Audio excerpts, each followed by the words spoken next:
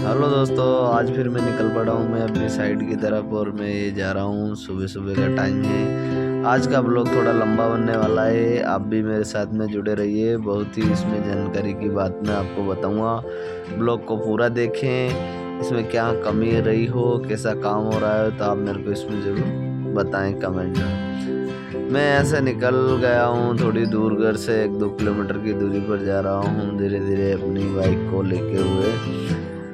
जैसे ही मैं पहुंचता हूं अपनी साइड पर तो देखता हूं कि मिस्त्री लोग सभी आए हुए हैं, बैठे हुए हैं। कोई इंटरलॉकिंग को ठीक ठाक कर रहा है। ये भाई साहब भी इंटरलॉकिंग लगाने वाले। लेबर हमारी चूरी निकाल रही है बाहर और ये फंटी घुमा रहा है हेड मिस्त्री आदमी।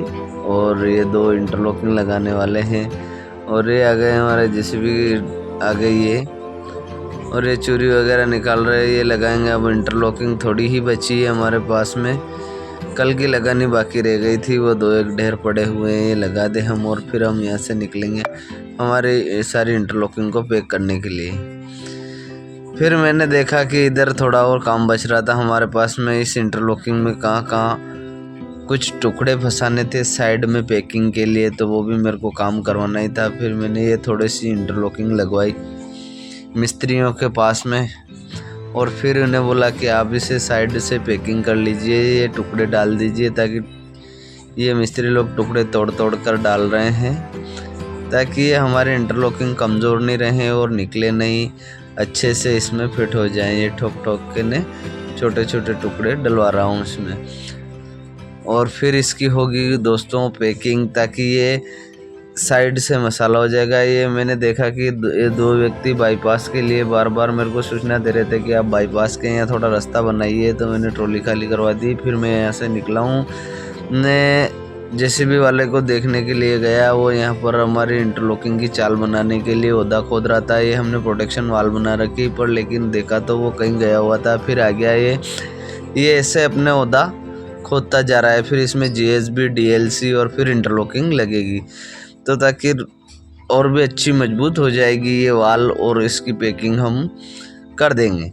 फिर यहाँ से निकलता हूँ मैं थोड़ा अपने जेसीबी से मटेरियल डलवाने के लिए। तो जेसीबी वाले को बोला कि भाई तू रेती भर ले यहाँ से। हमारी जो लेबर है वो रेती के लिए रास्ता देख रही है, क्योंकि हमें करनी है अभी जो इंटरलॉकिंग लगाई थी उनकी पैकिंग, क्योंकि पैकिंग बहुत लंबी पड़ी हुई थी हमारे पास में। तो ये जेसीबी वाला मटेरियल लेके रेती लेके नहीं उधर गया। ये टैंकर मिक्सर सारे सामान यहाँ पर आ चुके थे। ये लेबर वगैरह भी काम कर रही थी। थोड़ी एक्स्ट्रा में हमारे पास में रेती पड़ी हुई थी, तो उससे काम हमारा चल ही रहा था। तो जेसीबी वाले ने भी रेती ला कर के डाल दी। मैंने देखा कारीगर के पास में जा कर के, तो कारीगर कर ही रहा था अपनी पैकिंग और लेबर भी अपना काम कर ही रही थी। कारीगर अच्छी फिनिशिंग से अपना काम कर ही रहा था। ये मसाला डाल रही है लेबर, ये डाल दिया इसने मसाला। फिर मैंने देखा इधर तो कोई मसाला बनाने वाले कितने आदमी है, क्या मसाला बना रहे हैं। फिर मैं उधर जाता हूँ थोड़ा और देखता हूँ कि क्या क्या डाल रहे हैं। इधर जाके मैंने देखा है तो ये 2-3-4 व्यक्ति है जो ये मसाला बना रहे हैं और मसाला बना के ने फिर इस इंटरलॉकिंग को अच्छे से पैक कर रहे हैं। हमारा टैंकर पड़ा है, हमने इंटरलॉकिंग पे छुड़वाया ताकि रोड पे हम अतिक्रमण नहीं कर सकते, क्योंकि ट्रैफिक चालू रखना पड़ता है। फिर मैं यहाँ से निकलता हूँ तो जैसे इस मिक्सर को खाली करवा के ने मैं निकला हूँ अपने दूसरे काम के लिए। हाँ, तो फिर मैं यहाँ से निकल ही रहा हूँ और निकलता ही मैं जाऊँगा अपनी सीसी की साइड पर। देखें वहाँ पर क्या काम चल रहा है। ये मैं गया सीसी की साइड पर, अपने सीसी का जिधर काम चल रहा था। तो ये यहाँ पर चल रहा हमारा ग्रेडर चल रहा है। तो इसके साथ में एक सुपरवाइजर साहब भी हैं जो घूम रहे हैं। ये बोल रहे हैं कि राम राम कर लो, राम राम सा राम राम। राम राम भाई राम राम। फिर बोले कह रहे तो राम राम भाई राम राम, लग जाएगी, ग्रेडर से टकरा जाओगे। मैंने कहा नहीं भाई, मेरे को दिख रहा है ग्रेडर से नहीं टकराऊंगा।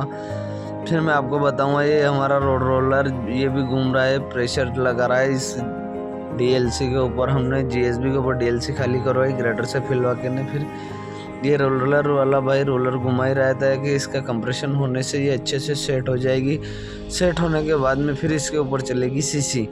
ये ग्रेडर भी खड़ा है और रोलर भी अपना चल ही रहा है। फिर मैं यहाँ से थोड़ी देर बैठा तो भाई साहब को बहुत गर्मी लगने लगी। सुपरवाइजर साहब को बोल रहे बहुत गर्मी लग रही, बर्फ़ लेके आओ। और इन भाई साहब का तो क्या मूड साल्ट हो गया क्या पता नहीं है। पर फिर मैं इनको थोड़ा बोला तो ये थोड़े हंस के मुस्कुराए, ये थोड़े से मुस्कुरा लिए भाई।